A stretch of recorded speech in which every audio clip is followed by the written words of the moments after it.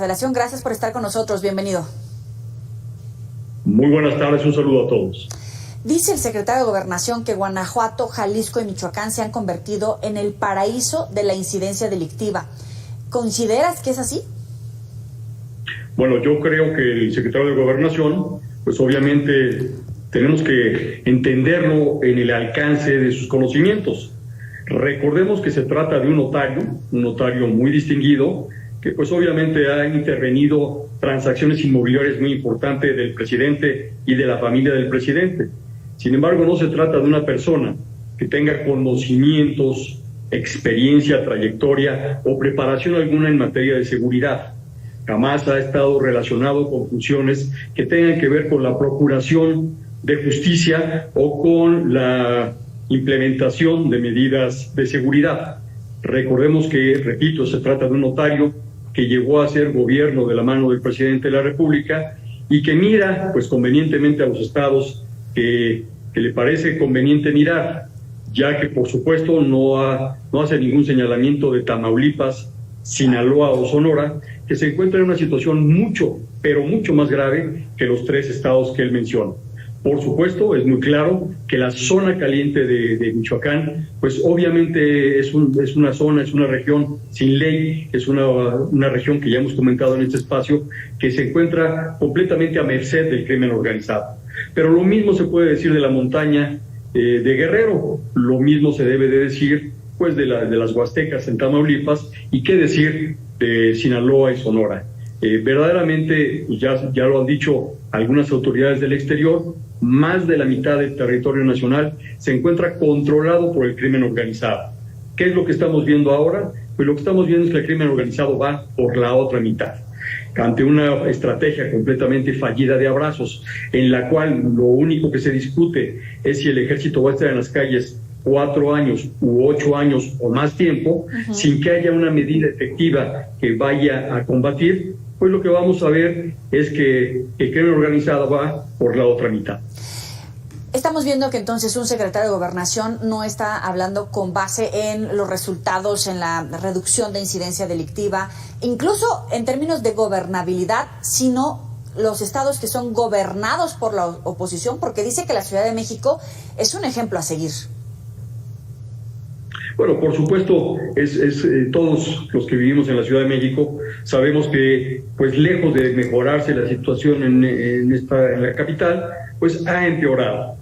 Obviamente se refiere a Jalisco y a Guanajuato, que son estados en poder de la oposición, pero evidentemente no tiene los reportes claros. La forma en la que la Secretaría de Seguridad Pública ha hecho mediciones, pues obviamente tiene una realidad rosa que no se justifica ni tiene asidero en la realidad. Los mexicanos vivimos un estado de miedo, un estado de zozobra, un estado en el que la seguridad es, sin duda alguna, la mayor preocupación de los mexicanos. Y la Secretaría de Gobernación, que hoy no tiene facultades ni competencia en la materia, pues claramente también no tiene datos ni tiene estadísticas confiables que le permitan hacer declaraciones al secretario.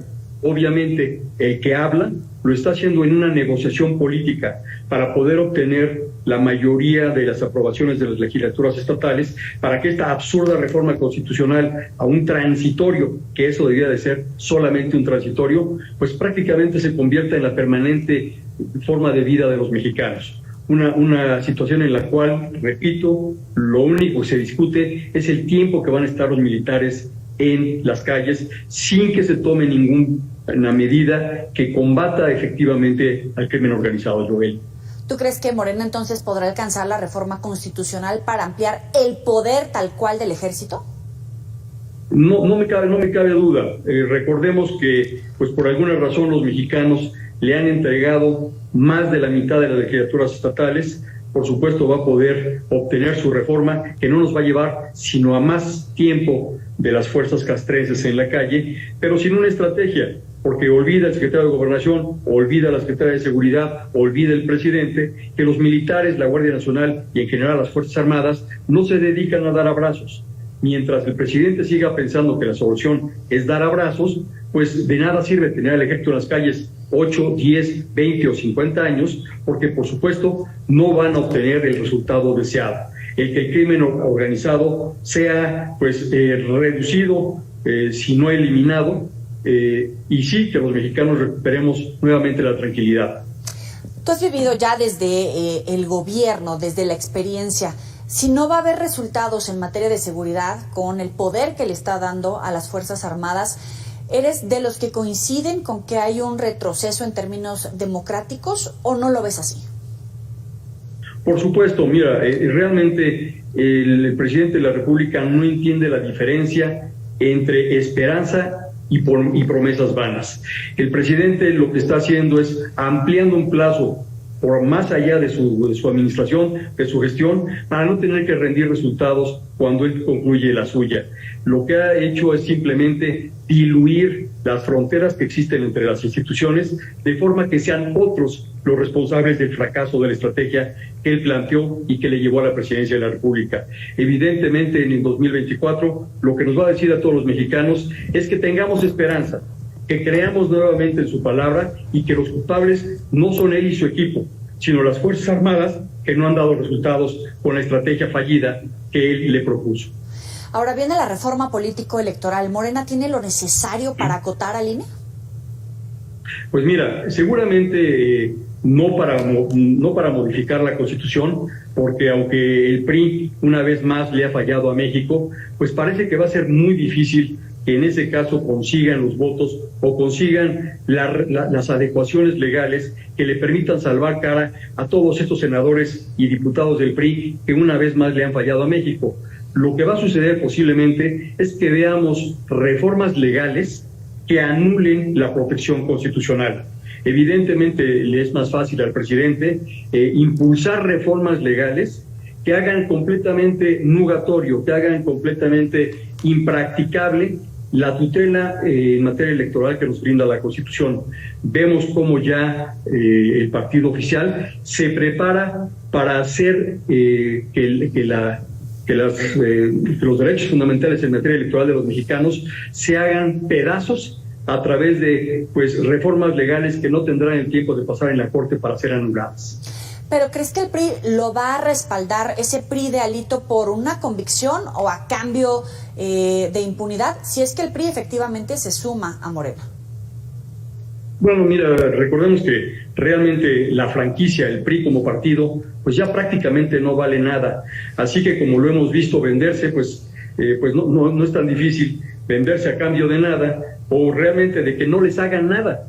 El PRI, pues difícilmente es una fuerza política opositora, difícilmente está comprometida con los mexicanos. El PRI difícilmente le puede ofrecer garantías a los mexicanos. El PRI tiene un solo objetivo: hacer que sus políticos, que sus funcionarios, que sus diputados y senadores continúen cobrando del presupuesto y que de alguna manera pues sobrevivan como opción en algunos estados. Claramente lo que estamos viendo y la ruta a la que vamos a llegar es a que el PRI como partido desaparezca como fuerza política en el 24. Pero la pregunta es ¿qué tanto daño más hará el PRI en los próximos 2 años? Pero hoy por hoy hay un desfile del PRI de los que están levantando la mano. Ya escuchamos a Beatriz Paredes por mencionar algunos. ¿Dónde queda en todo caso la oposición? Porque ya veíamos desmoronarse PRI, PAN, PRD, pero con el PRI de Alito pues la cosa está peor. ¿Dónde queda la oposición? Pues mira, el problema es que hay oposición dentro del PRI. El PRI es un partido que ni siquiera tiene una visión clara, ni siquiera una ideología que sostener frente al electorado. El PRI tiene oposición de la oposición dentro de la oposición. Pues no sé si Beatriz Paredes pueda concitar o llamar a las fuerzas políticas que representaban el PRI para rescatar lo que alguna vez fue la plataforma de ese partido. Hoy vimos cómo en el Senado de la República, para pasar la reforma para la ampliación del plazo para que las fuerzas castrenses se mantengan en la calle, pues solamente 3 senadores que tienen alguna aspiración política decidieron no acompañar al partido oficial. Sin embargo, todos los demás políticos que son senadores o diputados de esta fuerza política, pues la acompañaron porque en realidad pues ya nada tienen que perder. Ya no, realmente no son opción, no son sino que mercaderos o traficantes del voto electoral para aquellas personas que se equivocaron en dárselo en las pasadas elecciones. Para concluir, ¿qué expectativa le ves a Morena frente a las elecciones en Coahuila, por supuesto, y la joya de la corona, el Estado de México? Mira, el Estado de México y Coahuila nos van a recordar una cosa que es muy importante. La política es local. Y más allá del partido del PRI, que hoy gobierna en esas dos entidades, más allá que toda esa estructura nacional, más allá que toda su plataforma de políticos pues ya inhuida, lo que vamos a ver es cómo los cuerpos organizados en esos estados que hoy todavía militan en el PRI van a defender la plaza, pero ya no como una fuerza que tenga pues repercusiones y consonancia nacional, sino que se van a regresar todas estas agrupaciones pues locales, vamos a decir, y van a tratar de mantener el Estado. En el caso de Coahuila es muy probable que estas fuerzas que aún pues tienen por fuera los colores del PRI consigan mantener el poder en el Estado, porque recordemos que el Partido Acción Nacional y el partido oficial Morena pues prácticamente no existen en Coahuila. Prácticamente las opciones que Morena le da al electorado en Coahuila pues son tan malas, ¿no? Hablemos del senador Guadiana, hablamos de Ricardo Vergedeja, pues prácticamente son opciones fallidas desde un arranque. Entonces, no pensemos que es el PRI, no pensemos que en el estado de Coahuila o en el estado de Sonora, del Estado de México vamos a ver al PRI nacional. Vamos a ver a las fuerzas que alguna vez llevaron al PRI al triunfo, tratar de conservar pues a los liderazgos locales. Eso es lo que vamos a ver. Grupos locales que van a imponer a su candidato sobre el PRI nacional, sobre Alito. Y si ellos lo consiguen, es probable que conserven el poder en esos estados, Joel. Buenísimo. Gabriel Reyes Orona, como siempre, gracias por estar con nosotros. Un placer, un saludo a todos. Hasta luego. Sabe que puede recuperar estas entrevistas en los próximos espacios informativos. Vamos con información de último momento. Se aplazó de